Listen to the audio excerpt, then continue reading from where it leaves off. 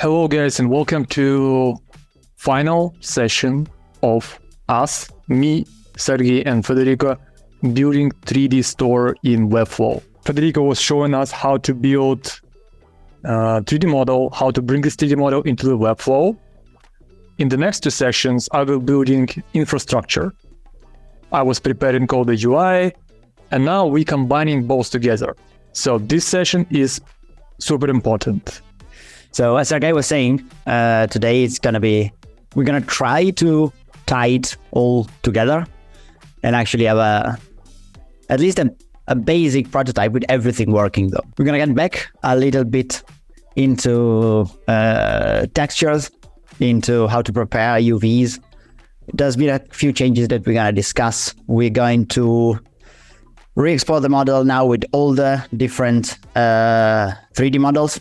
Even if we don't get all the products in, it's just going to be a matter of replicating the thing with different inside of other products. But given it's CMS, it should just be a matter of adding more products and it should work automatically. Now, it never does first try, but I think we can get pretty close.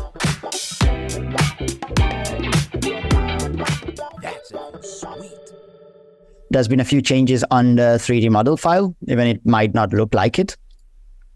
So we actually swapped the shirt model. The shirt model we had before was a lead. Did we? Yes, we did. So the shirt model we had before was a little bit not constructed in the best way possible. And it had a little bit of a double edge. They were like colliding into itself. And just for the sake of using a little bit less polygon, and second, since now the need is to have more than one texture, so we're actually mapping more than one place in a 3D model. We wanted to do it in a way that was a little bit simpler. So we're gonna find this updated Blender file in the repo with all the other assets and files. So, but this is a neat trick that Sergey provided, which is exporting the 3D model directly from Vectory. And it was quite difficult to find a proper t-shirt that was not like a million polygons and that had correctly mapped UVs.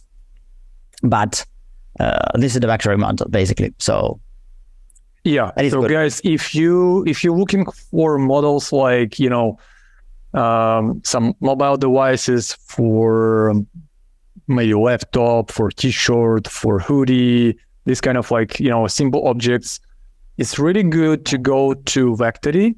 It's totally free. Like you can get with free plan, and you can simply export this model, and those models they prepared for you to use on the web.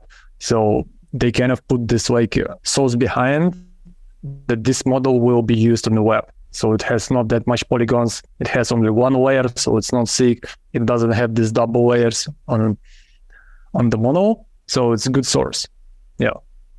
And yeah, after importing the model that Sergey exported, the only thing we did was to actually take a look at the UVs and map them out in a bit of a more manageable way. So we actually got like the front, the back, and then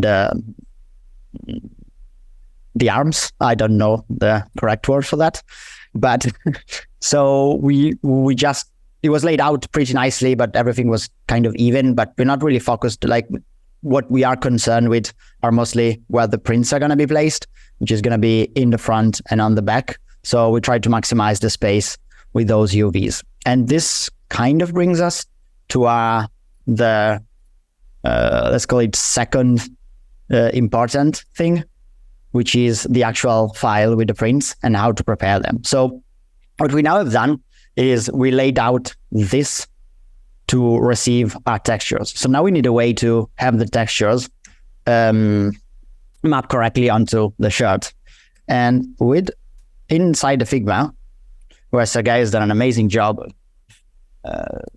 fixing and pulling everything in. And well, this we already did, but just to show you what's happening and how the UVs map, you can export the UV layout from Blender. And this is going to be the map that you're going to use to place graphics on top of images. So Sergey has already done most of the job, so thank you, at least for the textures. But, so the idea for this file is that client can just go into this Figma file and he can just when another print is coming, he can just duplicate, black and white, this row, and he can just take the graphic to the print, to the map, on 3D map, right? And then he can also place to the white t-shirt template, to black t-shirt template, and he can export those as a preview for the store, and he can also export directly from the Figma UV maps for 3D model. Yep, exactly. And I mean, we now have only the t-shirt texture in this file, but if we get back to Blender, again, the same thing. The other two models are the same, and we are currently not mapped, but the technique is going to be the same. So you just take an object, you hit U, you unwrap those. This is not going to be the best usually, but it's the automatic way of doing that. And then you're just going to find a place where you want to put your texture. You're going to hit U, unwrap again to try and maximize the space you have there. And this is not correct at the moment. I think we have R180. I'm just rotating this. And what you're going to do is prepare this and select all. You also want the remaining parts that is not going to receive the print to be really small. So you can just take the color work. And then again, if we want to prepare a different product, it's going to be again, export UV layout. You save the PNG for this. And what you do is basically the same thing. You take the UV layout of the mag, and this is going to be how the texture can be placed in the... does this work? Yes. On the mag. So if you want to, for example, just to make it an example, the goat of no-code texture, you can just place your graphics in there and it's going to be printed on the 3D object on the web. But this is, again, it's preparatory work. We already kind of looked at it. So I don't think I think we should try and start to get going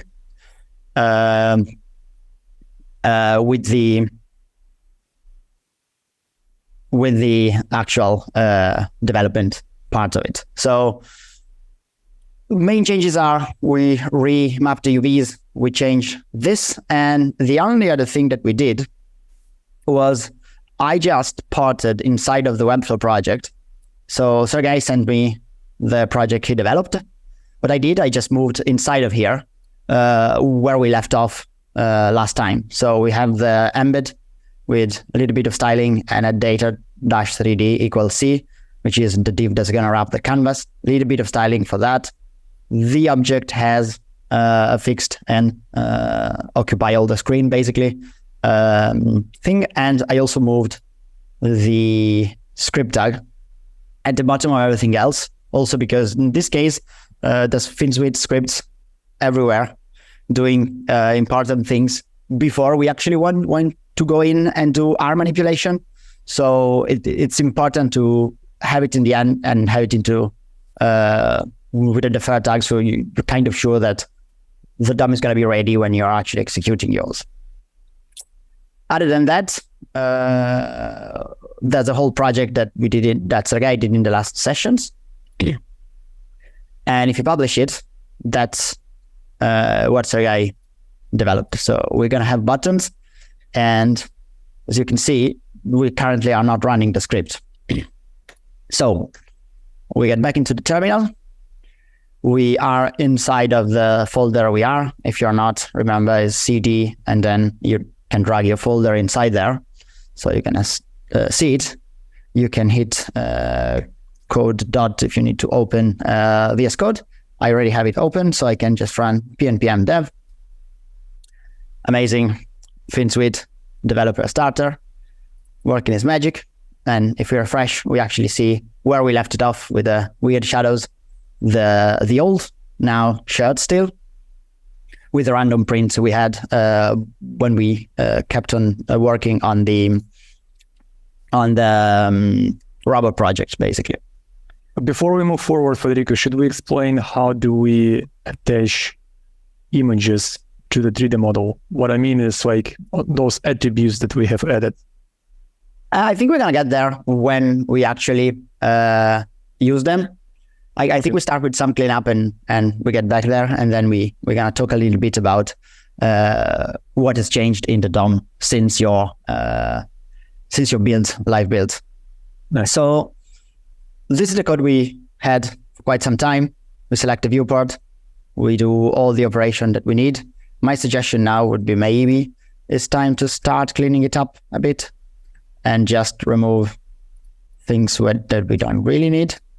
Always check that nothing is breaking. When you do that, there's the add light function, there's the animate function. I would also remove that while we work, so we don't have the light following our mouse around constantly, just because it's going to be a bit crazy, let's say. We don't really have the animations, but we can leave most of these things. So the first thing we want to do would be to export not only the shards, but all the models. I fear it's time to getting towards that point. So only important thing is to reset the position. Now the position, this is already moved. What you want to do is hit Alt-G. So you have all the models in the center of the screen and zeroed out, so they have no transformation. And you can file, export as a GLTF. We already saved our export settings, so those are good. Becomes store 3D full because now we have all the models. Save it on the desktop. And as we did last time, now, sorry, this is on our screen really, really far away. What you want to do is rename it to .txt. I don't think you're not going to see this because it's on the other screen. And then again, you can just Control Z to preserve the state you had everything in. So what we need to do now is get back into the assets. We maybe create a folder because we are good people and we don't want to make a mess in here. And we just import the updated model, that should be this one, renamed as a txt. Upload. Takes a moment, but it's getting there. And we copy the link. I never know if you need to publish or not. I'm just going to do that. Good measure. Sorry, I keep on losing things. And the only thing we need to do here is switch the model file for the new file. And what's going to happen now is we actually have all three models with all the same textures with everything on top of it. So I'd say for now we can just leave this here. That's not really an issue. Now this should probably not be called robot. So I would call it object. Just renaming, nothing changes. Oh, another thing that I might actually want to do is right now, a lot of things are in front of our canvas. So the controls don't really work anymore if you do this. So just temporarily, we can duplicate this and use the document.body. So just to regain control over the object with a click and drag, just for debugging purposes. So as you can see, now we have all three of the models. And now we're going to need a way to reference those. So to reference those means that inside of here, inside of the loading function, right now, like earlier on, we was just finding a single mesh, which was the one mesh we were exporting, and we were assigning it our material that we decided and the texture that we set up. But right now, there's more than one mesh. As you can see, there's all the three mesh. So if you console.log the child.name, what we can see is that our three objects, like inside of here, there's actually three different objects. Now, if you just want to see this, what's happening objects. So what we are loading is a structure that has 3 children that are 3 meshes, and every mesh has a name. And that's basically what the traverse function is actually doing for us. So it's going through every children of every construct and allowing us to access it and to work with those basically. So now we have those 3 things, and we can basically select them by name. Now I'm gonna just, this is terrible, but the name is going to be important for it to be correct. So it might be worth to copy and paste from the console. And for example, inside of this traverse function, before assigning the materials, because we're going to take care of it later on, you can, for example, do if child.name is, I don't know why neck, the t-shirt, you can console.log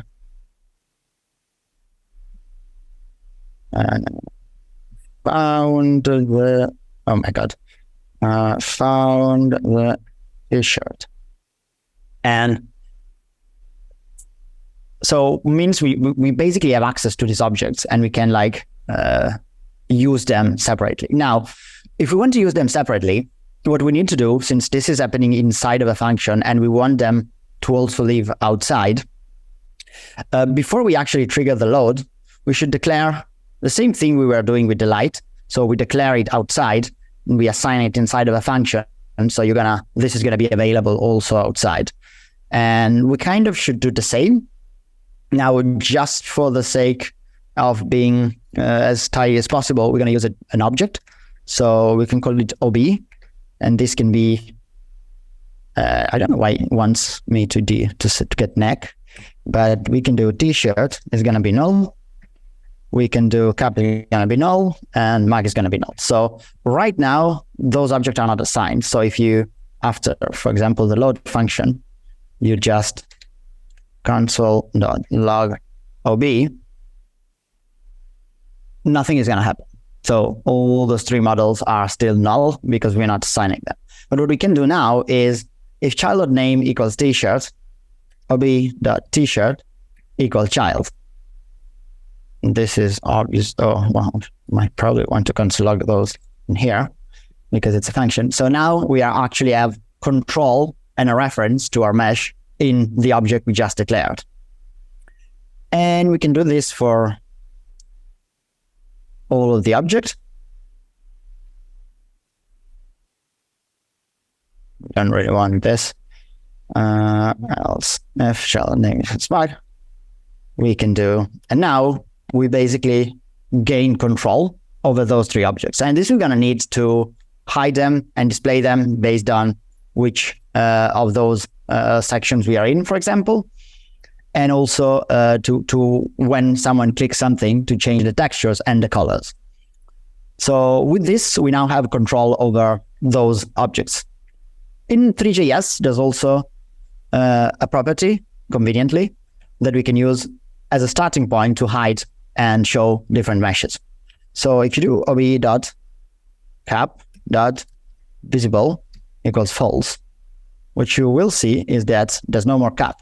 Even if it's in the scene, we're just not displaying it when the rendering happens. And at this point, we can do the same for the mag. Now, this mode, this toggle, you can use to just immediately switch between different items. My suggestion would be, in the end, we're probably going to do some nice G-sub animation. So maybe it grows and shrinks and the other one comes in, but it's usually able, even if you scale it to 0 and you're not going to see it, it's still going to be rendered if it's not explicitly toggled as visible. So this is kind of the baseline before the animation, that you want your end state of the animation to be one object is visible, the other objects are non-visible. If we render this, maybe we render cap and mag on the left and right side of the t-shirt. So t-shirt always in the middle, and then 2 objects on 2 sides, but slightly visible, maybe blurry, and you can switch between them by swiping left and right. Yeah, so again, visible is just one of the property you control on this. like another one that might be interesting and kind of be closer to what we were talking about, you can, for example, do position x equals 1, and this one can take -1, and they should basically do, well, it's at least a start. What we want to do, maybe it's a bit more. And you can start like to have the element in different places, and then you might be able, like, you can animate the whole position of this whole thing to just move it to the sides and so on. But this is just, I would still suggest while you're working to try and use the visible option, so we can focus on our shirt at this point.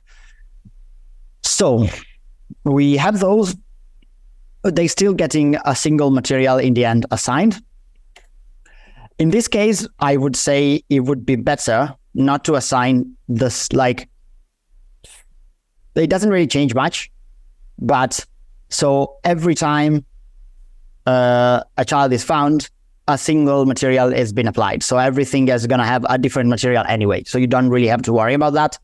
You might want to, well, no, I think it's good to keep it here for now. So we still have our material with a color, and then we are assigning a map, which is a texture, to this material, and that's basically what gives us this. Like, the texture is black and white, and the transparency is enabled. So what is white is gonna be displayed as transparent, and what is black is gonna be displayed as filled. But the transparent part of it is gonna be taken over by the color that we are assigning here. So that's why we see it like this. Now, with the textures that we now have, and we're going to need to have the ability to switch between graphics that have multiple colors. So we need to try a little bit of a different strategy to leverage the transparency and the color. But once again, the UVs are the thing that are going to play in our favor. And that's basically what we're going to do. Now I think is actually the time to go through what Sergey was talking about earlier, which means how are we going to read and dynamically read events and read what is happening inside of the, like, how can we tell WebGL that when we click this, we should see this texture, when we click this, we should see these textures, and so on. So we tried for kind of as smart as possible strategy, which is, and our objective were a couple. The first one was make it as easy as possible. Try and use as much native elements as possible of Webflow, just because it's going to be easier both for whoever is following this and for the clients. I think I should be able to do this. Yes. So what we have is the textures we exported from the Figma, the one that are mapped to the UVs, are loaded inside of here as images. And those images have attributes. So those attributes are data-3D-shirt and the RGB values that we want for the color. What we do is we go and select based on these attributes. They're going to be different for shirt, for mug, and cap, just so we also know when we need to switch the model. But in general, this attributes is what we're going to select in JavaScript, and we're going to get from it both this value that's going to tell WebGL what color we want, and I'm going to show you how to use it in a minute. But most importantly, this is going to have a source attribute, like an SRC, because it's an image. So we're going to also be able to get the texture. Well, we're going to be able to get an image from the DOM that's going to be also dynamic, because as you can see, this comes, like, it's inside a CMS collection of the products. And well, I'm not going to be able to show you both of them. Maybe if I do this, so as you can, a bit more. Let's do 300. This is the encode we trust. So product, encode we trust, right? And inside of the variants, you have the different encode we trust shirt. Now, so that's white and black here. Yeah, this is when you do the variation, I think they just shows up and it allows for you to put different images in there, correct? Not exactly. So this is custom fields, because when you do variations, there is some limitations in Webflow. In Webflow store like CMS. So you cannot, when you are not on the templated page, you cannot just take those images, exactly images you want, from the product preview. It only allows you to show product preview of the first item. So what I did, I just like added 2 custom fields, and one field is contain white, 3D white, and another one 3D black. So you would need to add those in custom fields. Perfect. So then I think we have the 2 different images, though what I think you missed is that this one should be the light one.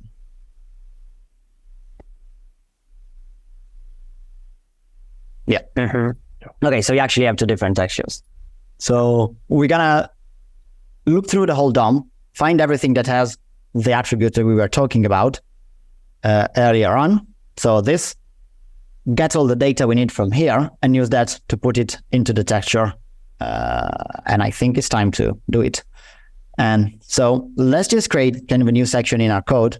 And this is going to be store setup. I think it's good. So I think for now we can just look for the shirt one. So const shirts. So we're going to, this is not this, but quite close. So the data-3d-shirt should select us all the images that are tagged as the shirts. We want to just to check it. We can console log this. And in the live thing, you're going to find a lot of images because there's going to be, oh, sorry, I probably need to hide those back because otherwise we're not going to be able to trigger the different build, but the different product. Basically, isn't this supposed to work? Okay. Yeah, you can just like click it. I'm clicking it a lot. Oh, Jesus. Okay.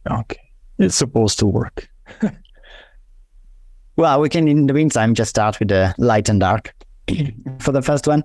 But I think we should be able, well, all those images are here because there's a lot of different products hidden inside of this not working button. We don't really care because if it works for one, it's going to work for all of those. So I don't know if you want to try and fix it. And I don't really know how to. You might want to find out what's not working and maybe just tell me so I can fix it. Yeah, let me check on my side and you continue just with perfect 3D. So yes, so we're now selecting all of those. Again, as we used to do, we want this to be an array. So we're just destructuring it. So the only thing that's happening as different is this is now an array, and before it was a node list. This is called array destructuring. Makes this node list into an array.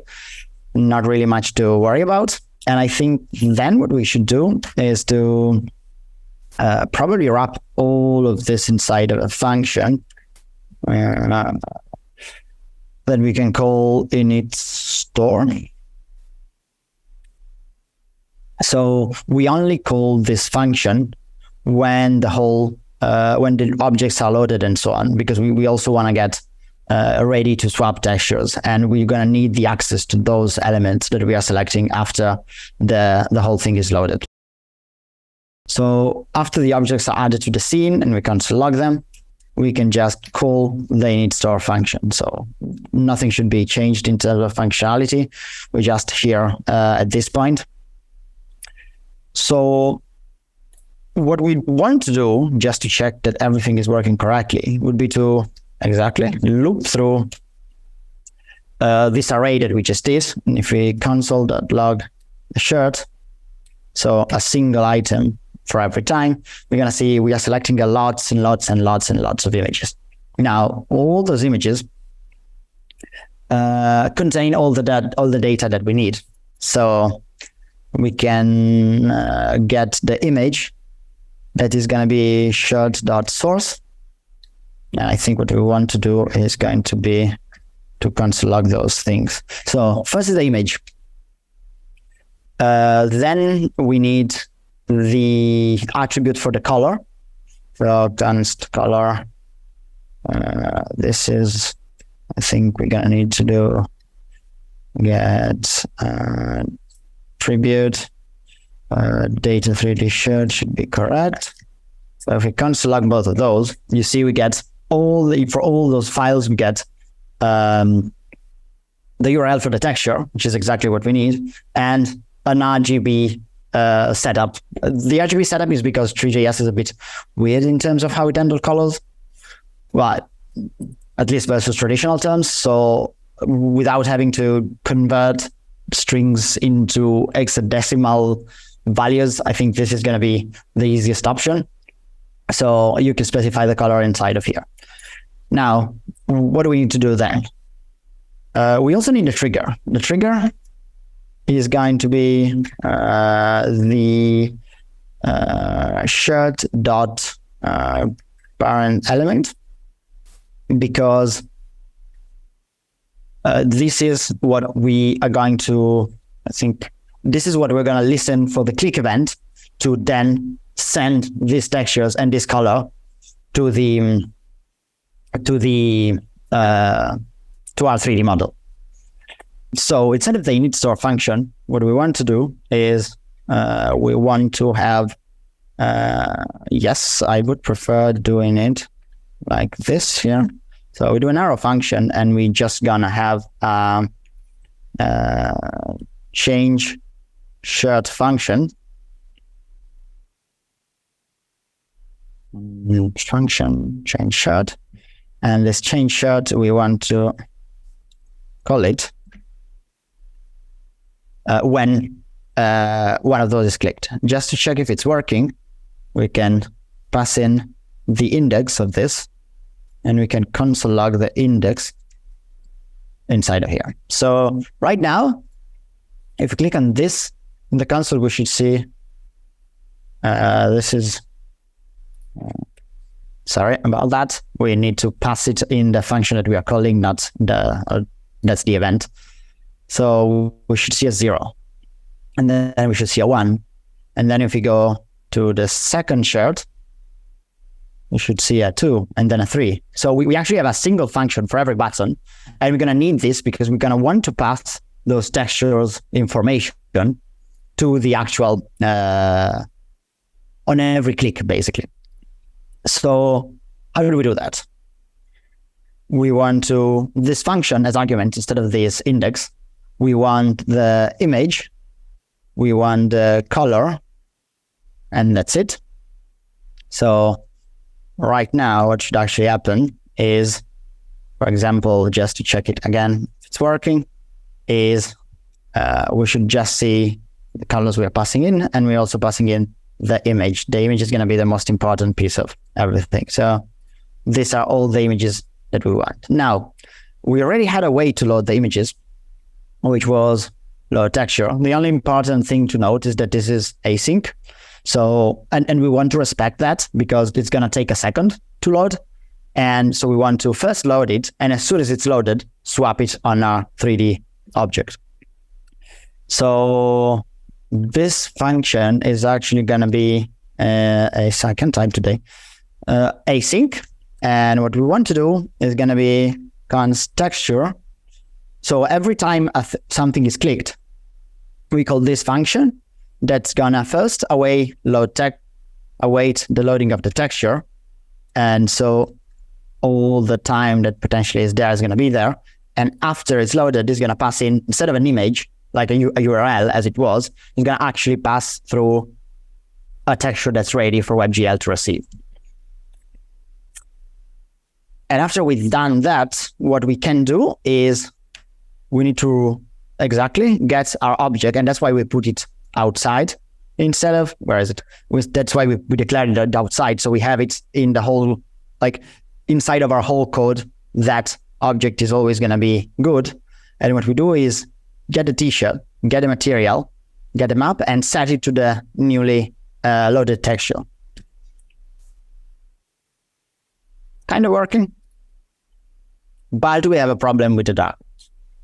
So there's a few ways to go about this. I think we given also the time, we're gonna do the easy way, and we're gonna leverage our UVs to the max.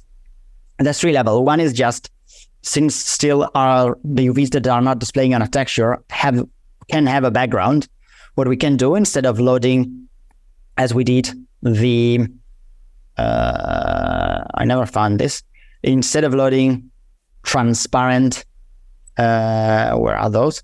Instead of loading transparent images, we want to load images that actually resemble the correct background color. And since you're still going to be switching between different colors, different graphics, the fact that you're going to have also a background is not going to really change anything in terms of the operation that you have to do. So if I select all of those, and what we do, where am I? Okay.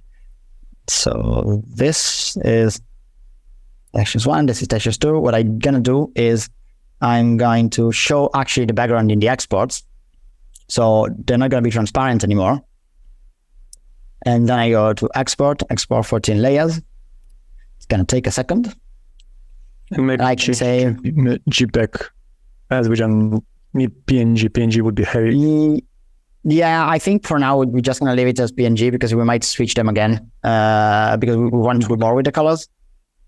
I think in general, yeah, for sure. If you don't have a background, you definitely want to have those as PNG, maybe even WebP.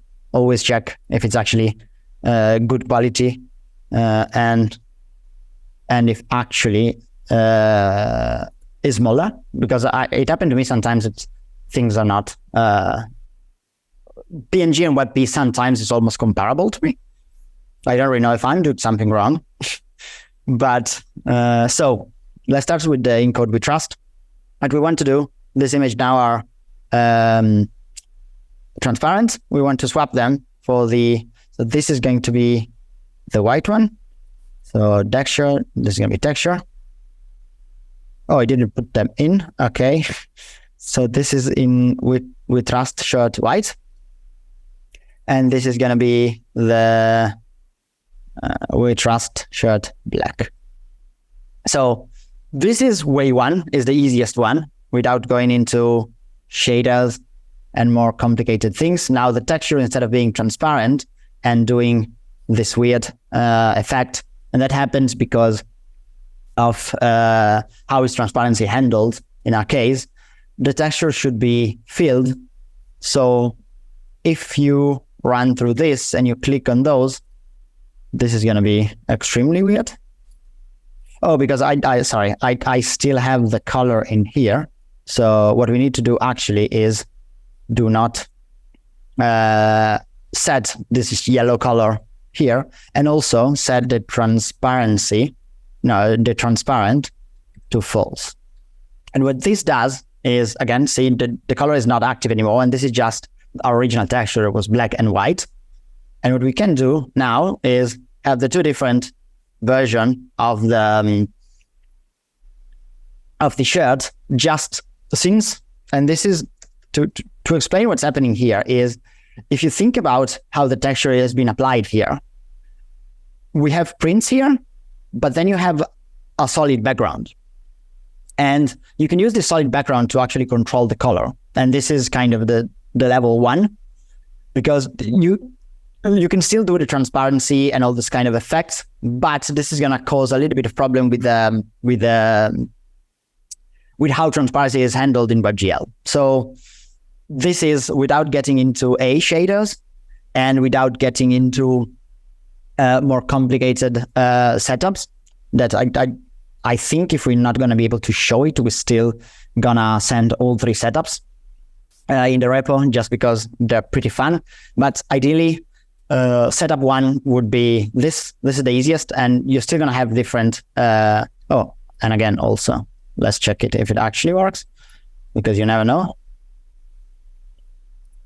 It works. This kind of color. Okay, good.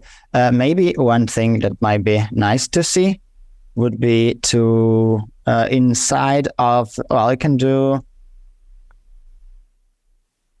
where do we do it? We can do it inside of our animate function. We can do, instead of controlling the light as we were doing, we can do scene, if scene dot rotation dot the vertical axis is y equals mouse x. I think it's going to be enough. If we do this, not enough. Mouse x times 2. This is just for us now to actually be able to look at the backs. No, still not too much. Times 5. So, and we're gonna have both the front and the back of the shirt, in dark and light. And do we have our moving lights? We can re-add the moving lights for sure. So the problem that is now is the back is not highlighted at all, right? So the front is highlighted and the back is not. Sorry. Explain to me once again. So when you showed us like the back of the t-shirt, when you have a print, that was totally in a shadow. Yeah, no. Be mindful. I only loaded with a filled background, the first one. So yeah. We're gonna have to replace them. So this is white. Let's just do it. This is barcode shirt white. This is gonna be barcode shirt black. Again. So we can also see another product. If we publish this, trying to go a bit fast, but not managing. So if, again, this we still have this. Yeah, this is what I mean. You see, when you see this back, yeah, in the shadow, like. Oh yes, no, I get what you mean. Yeah. But still, like these are all the textures. So if we want to do this, we just uncomment those. And you're still going to have all the, well, it doesn't really play that well with the, let's do it like this. So scene rotation at X. Yes, that's a bit too small. This is a bit too much. So still going to have the whole light. I think also that the way we set up the lights is not that smart. At this point, I think what we should do also, like, see, we are rotating the scene and the light is part of the scene. So we're actually rotating the light with the thing. So the back is still in the shades. So what we want to do is probably if ob.shirt. So if we actually have the object and we have it selected, we can do ob.shirt and that should be it. It definitely doesn't do. We want this thing to exist before we call this function. Still not working. If ob.shirt, because it's t-shirt. No wonder. And so now, see, the light is gonna bounce also on the back because now the light is stationary and the shirt turns around. Now I really would want to remove all those console logs that we have everywhere. Sorry about that. They are good to debug, but then, so shirts with different prints, light, front and back. And again, this could be the second one. So to make those black t-shirts to be more pop up, because we have like dark t-shirts, we have dark background. I think it would be cool if we place some, like light in the back, so it will separate the front object from the back. Like I have backlights on my back, right? So I'm separating myself from the dark background. This is the same we do here. So there's like two ways to do it. You can do it inside of the 2D space, or you can do it simply just by adding, like blurry div to the back, and that's it. So it's just like always the question how you want to do it. If it's going to be more interactive, then you do it inside of the 3D. If you don't care about, interactivity and you just want to have lights on the back, you can place it directly in your Webflow build. Yeah. So I think ultimately, we can probably try and just put a light behind it as it is right now. But what you're going to realize is that like using an actual light is going to make it really difficult. But I think we can do it. So this is a point light. Light position set should be at 0. We want it exactly behind. So X is 0, Y is 0, and we want to push it behind the thing, but like there's not going to have that much of an effect. Now I might have put it in front. See, like it doesn't really do the volumetric and atmospheric type effect. What I mean, we just like place on the back maybe some light, and what I mean light, I mean just like circle which is like blue with 200 or something that is like really blurry. So separate, the front object from the background. That's it. That basically is what you would use. Like the fake way, which is also going to be probably the way that looks better, would be to actually put basically a plane with a texture on it that does that. Right. And you can just put it back. You can also put in the HTML side of things. But if you want to, for example, then like activate post-processing, do really crazy effects and stuff, you want to try and keep that inside of the WebGL. Right. Yeah. I think getting into doing that with shaders might be a bit too much right now. So I don't know. I should. So the main thing I think it's worth talking about. Well, I think we should do also another thing. Like right now, our merge store starts with this random texture that we arbitrarily picked at one point. So what would be a good way to fix this is when we actually run this function, we should probably, other than setting up all the triggers, we might also want to, exactly, thank you, Copilot. So if the index, so the number of those is the 0, you want to actually run this function once to start it off. So it's going to allow us to, well, now it's going to flash. What you want to do in order not to flash it is first run this function, then set this up, and then adding the objects to the thing. So now, why it still does? And it's, okay, yeah. This is going to be tricky. Why don't we just remove this initial texture and we start? Yeah, that might probably be. Yeah, there's a better way to do it, more technical.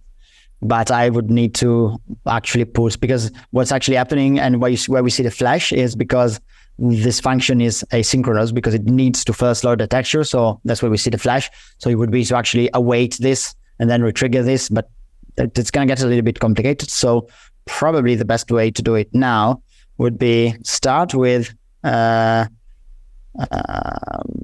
do we start with? We can start with black and we can not set them up. I still need, it's still gonna need to do,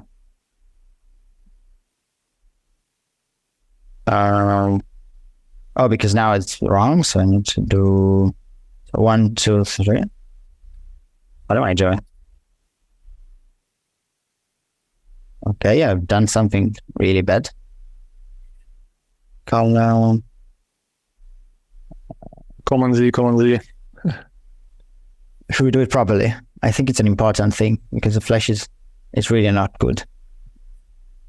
This is going to take, no, it doesn't make sense to do it. Now you're going to just see me struggle with promises in JavaScript and it's not going to be that interesting, sadly. What I think we can do is going to be this. That's going to solve it in a more WebGL way. So right now, you don't see anything. And what you just want to do is on the change shirt function, you want to set this to true. And this is going to also serve another purpose, in terms of, I don't know. It shouldn't even be visible, so it makes zero sense for it to show. Maybe I know why. How about making some delay and, making some animation? No. So we wait for... Yeah, no, I was just triggering it before awaiting the thing. So it makes no sense.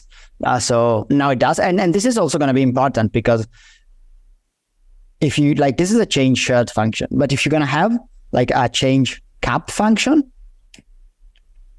what you can do here is you're going to actually need to toggle on the correct element. There's also going to be another step that's going to be hiding the other. I really would like to do it, but I think it's going to take too much time at this point to go through and set up. I think also our shirts are currently in the cap named thing. Why, if you click on shirt, everything goes away and the mag goes away. But yeah, but this is a good thing to make sure it doesn't start visible. Like you add it, but only after you first call it, and when everything is loaded, you show it, which is basically what you should kind of always do with WebGL. Otherwise, things are just going to be appearing really abruptly on your screen. Ideally, that there would be an animation, and there would be you should probably start with the object scaled at 0. And when everything is loaded, you would first do make it visible. Then with GSub, for example, scale it from 0 to 1. Yeah. And also control which is to have only one element visible, or if you want to do, again, the slider type thing, you're going to probably need to do just move them left to right and have them basically change places. But in general, this is how you can get all your textures inside of the model, and also control in a really easy way the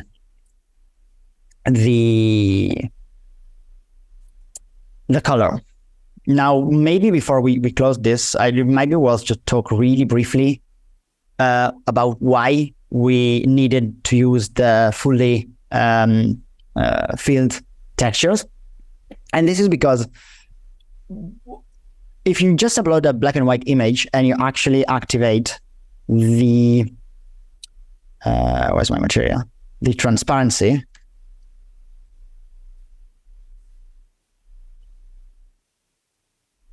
Oh, I need to refresh probably. Is it actually working? What is that? Oh, no, yeah, because these are filled, so you don't really see it. But yeah, you go to another print. See, what you see now is the white of the background, it's going to be transparent, and the darker parts are going to be visible. So this white, and this is not even going to be an issue on all the products, but the main issue if you use a transparent texture, thank you, it's going to be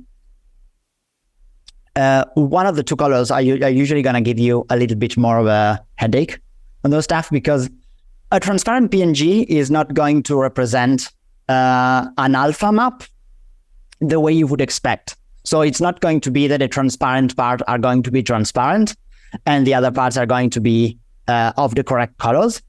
The way transparency mapping works in WebGL is from value from 0 to 1.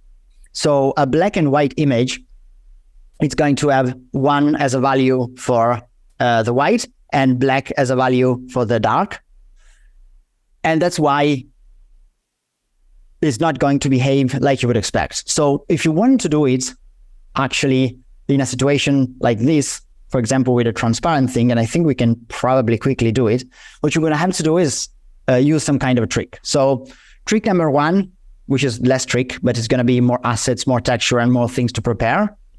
It's going to be to actually provide a separate alpha map. So in three.js material that I declare here, there's also an alpha map. That's another texture that you're going to have to load and unload, and it's going to be different from all the different prints, because you're going to actually have to have a texture that tells this is transparent, this is not, And that's the way you would do it but this is gonna entail having another texture and like more things to load for every print. So we try to stay away from that.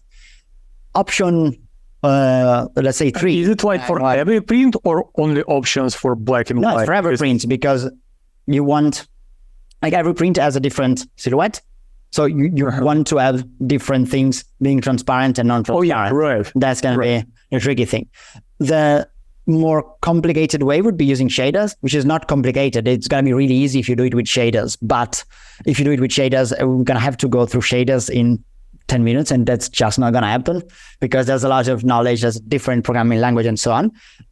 Another trick that's pretty easy and can be implemented kind of fast would be to, since this is now completely transparent, as you can see, what you can do is you can actually take the shirt, duplicate it. So I have actually 2 shirts, scale a little bit one, and use one of the 2 shirts to control the color. So you're going to have complete freedom, and you're just going to have the other shirt a little bit up top. That's going to display the print. And this you might find like in the GitHub repo. There's a branch. When I was doing the testing and I realized this thing, I actually did both of those testing, but I think we might even be able to do it. Now this might break some stuff. So this is, am I in main? Just 1 second. I am on main. So this is going to be the display print. So sorry, I'm just going to push this to there, and I can show you the code because it was one of the things I tried to make it as easy as possible for this. But you're going to be able to, I think it should be test 2. I'm not naming my things properly, I know. But what you see here, see, like when I actually create the thing, I have a function that's called setup objects. And what this does is creates a group. A three.js group is just a single object that holds more objects in. It's not anything different than a transform position, basically, that you can just, or a null object in Blender. What I do is I add to the group a shirt that's a copy, and then the original shirt. I actually reassign the ob.shirt as the shirt group. So instead of having here what came in, that was a single mesh, is now represents the group. I scale one of those really for just a tiny bit. I add a material when I give the color. And then on the second children, which is the other non-scaled model, I do transparent false, and I use the map as a texture. There's 2 t-shirts, and in the function that calls it, on one texture, I change the color with the color value we provided, and with the other, I put the texture there. Now, I think a good way to see this would be this.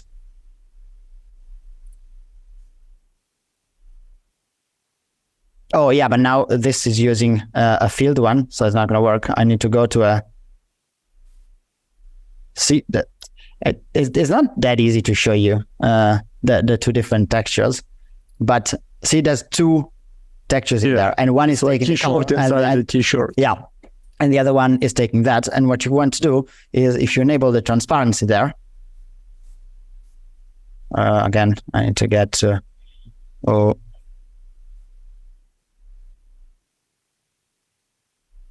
I don't really know. It's not working as expected. So when I click, when is this? When is that? What am I doing wrong? Trying to explain this, but the technique is basically what makes sense. So the map should be the texture. This is that's the technique. I don't know why you can't replicate the bugs, but yeah, you can see there's 2 textures in here. There's 2 shirts in there. And if you make them one really close to the other, what happens is they're gonna live basically in the same space, but oh yeah, I know what's happening. I'm not doing that. Oh my God, sorry. I'm trying to.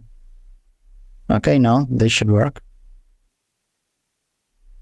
Well, I don't really know why I can't properly do the transparency. But so this is a color and is below this map texture, and this is going to be, this should be true.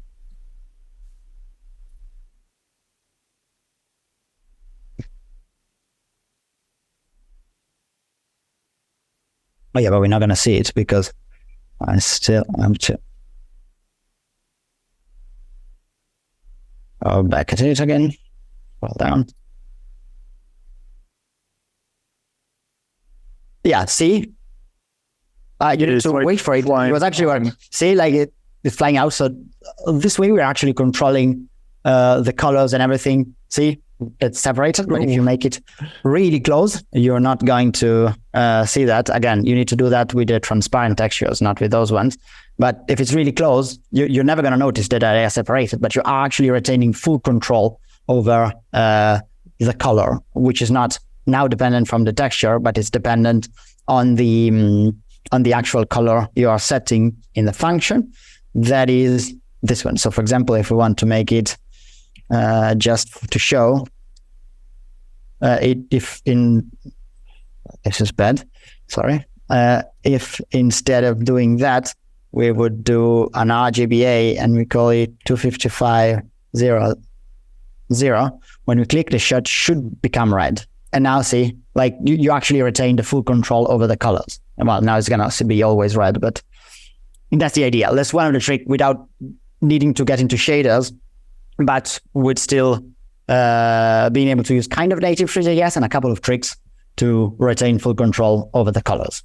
I think this is a cool one because you can apply material texture on this t-shirt that, you know, the layer that shows the material, right? And when you show the texture, you can apply some blending mode like multiply or stuff like that. So it will, like this print will blend together with the material nicely. Yeah, we are actually in 3D, Sergey. So we have way better than that. So if you want to provide if you want to provide a normal map or a bump map, we can actually simulate light bouncing of the objects correctly based on the texture you provide for example, the normals and those kind of more detailed variation. You can actually like zoom in and actually see way better detail. Now, just give me 1 second. I'm going to I'm going to push this and we get back to the correct one. But this is a good way to retain full control, especially for example, if you want a color picker, if you like, ideally, I'd say if you have like 2, maximum of 3 prints, like 3 different, like one print should be in black, one print should be in white, but like all the dark color should work with the white print and all the dark color should work. So you can actually, with just maybe 1 or 2 images with this technique, what you can do is to actually allow for way more different colors to be displayed in here, which is I'd say a good thing because you're going to have less images, less maintenance, less thing to create and do, which in terms of assets and in terms of managing it, it's going to be way more convenient. And how you can do it with that is just going to be with the attributes that you have. If you're using this alternate version that's going to be in test 2 or 3, you're just going to have to specify the RGB colors in here. So for example, if you want to make it, well, this is not going to work now because the first one, but these are 0, this is red, green, and blue channel, this standard RGB. And what we do to get it in is we select it from the attributes and we just put it inside with a template literals, which is a way for mixing strings with code. You just create a new 3 color with the DRGBA method, and you just give it, this is going to be 255.0.0 and 1, just because you want the color to be solid and have no alpha. You can also do just RG. You can also do just RGB if you want. And this is just a way to dynamically get the color from the DOM and ultimately get the color from your CMS collection or everything. So again, I would just update this I'm going to get back to the easier version. But I felt, and we kind of needed an easier version as well, just because you're ultimately going to be able to control also like this. You're just going to be limited to the background color is going to be the color that comes with the texture, basically. Awesome. Oof, sweet. This was more difficult than expected. Yeah. So what do you think? Should we do another session then? And I think so. Bring 2 more models. Yeah. At the same time, you with the same technique, if you're going to switch for a different thing and you're going to have another button, you're going to be able to just click in here. The only thing that you're going to learn how to do is going to be switching the model, which is probably important. So maybe yes. Okay, guys. Then we do another session where we're going to finish this store, this 3D store, and you're going to get it fully functional. Hopefully so Federico, you want to you want to provide to people with all 3 options, right? Or we're going to select one which is the best in terms of performance and it looks the best? I think ideally we get to the end with only one. Yeah. And I don't think it's going to be the best in terms of performance, because if it should be the best in terms of performance, I would do shaders. And but that might be a bit too complicated for people in general, especially if you're not familiar with that.